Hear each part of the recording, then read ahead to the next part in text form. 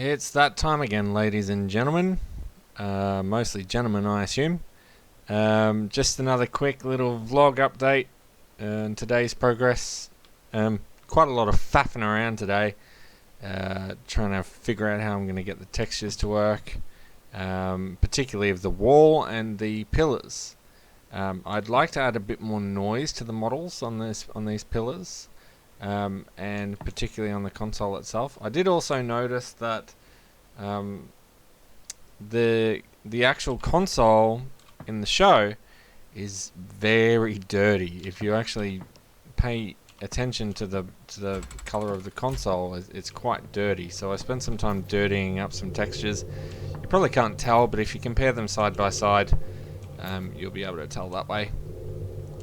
Changing a couple of the textures were not correct, just particularly on the center of the console and the textures for the lights. The lights don't actually, the little roundels don't actually illuminate in the show.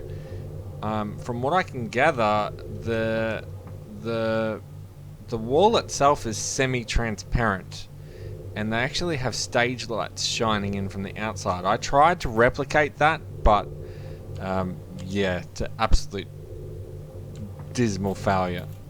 So I've settled with this current texture that I've got at the moment. This is a couple of hours of trial and error, but that's what we came to, and that's what we've got. These are only temporary textures too, by the way. Don't come shouting at me about the fact that they're the wrong color, etc. Not really my concern at the moment. My concern is just nailing down the wall textures and the console textures. Tomorrow we'll likely be going through all of these little gadgets and gizmos on the console itself and creating custom textures for those. At the moment these are all just generic textures. That's why they look so clean and fake. So that'll be a tomorrow job. And what else have I done today? Just a couple of placeholder textures. I'm going to replace that with a GIF, one that lights up. That actually might be the control panel for the actual interface. I haven't decided yet. I'm thinking more along the lines of having multiple switches and buttons and levers on the console that you have to use in the correct order, and then developing and releasing some sort of manual with it. That would be ideal. That would make me giggity in all the good places, just because it would add a layer of complexity to the flight controls. Otherwise I'd probably just have a quick interface on the screen, perhaps some hidden buttons or something, or a context menu or something. I haven't quite figured that out yet. I'm not very good with Lua, so that would be a bit of trial and error on that as well. Some more brainstorming about how I'm going to actually create this bigger on the inside effect. Bit of a drama with that. I got really lucky with first of all, the first version of the GMod map that I released way back when didn't even do that.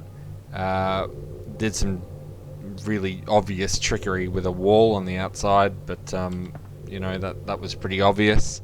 The second version that I was working on had integrated linked world portals from Portal built into Gmod. It was a very rudimentary add-on that I had managed to score from somewhere. I can't remember where.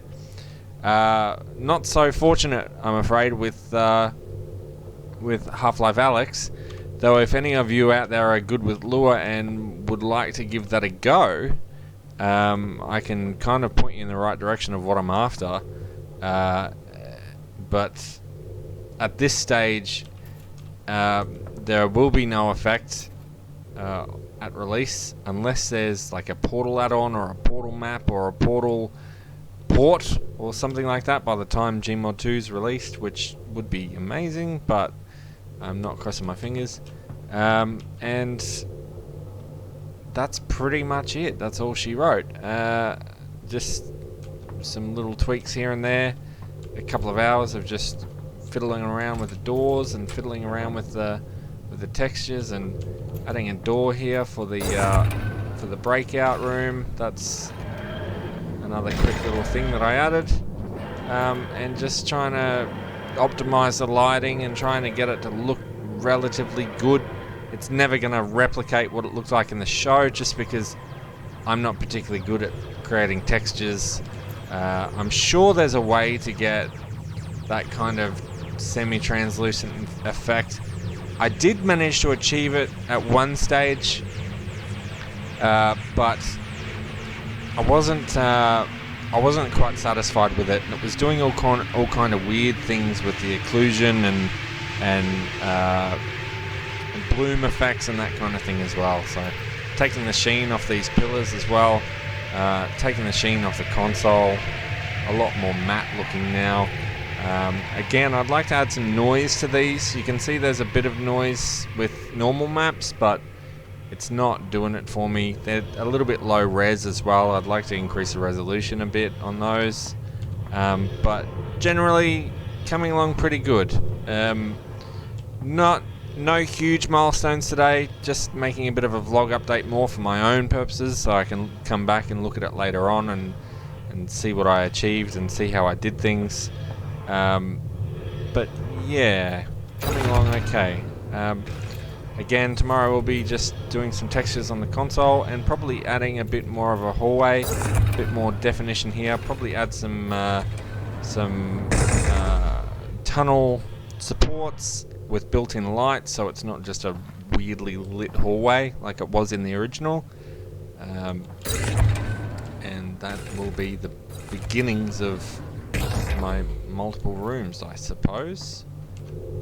But yeah, let me know what you all think, and we'll go from there, I think. Again, thanks for watching. Not really releasing this video for the purpose of gaining views or anything. It's just if you're interested. It's that time of night again. Let me know what you think, and if anybody out there is good with lure, please let me know, because getting some bigger on the inside effects going in Half-Life Alyx with VR, my god. I fired this up in the headset last night.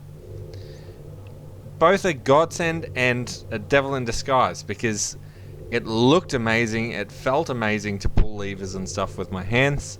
Great, but you can see things in a lot more detail when you get right up close, and if I want to make this VR ready, which I do, this console room is going to need a lot more work. Anyway, thanks for watching. Again, if you have any contributing ideas, please write in the comments. I do read every comment, even if I don't respond to them.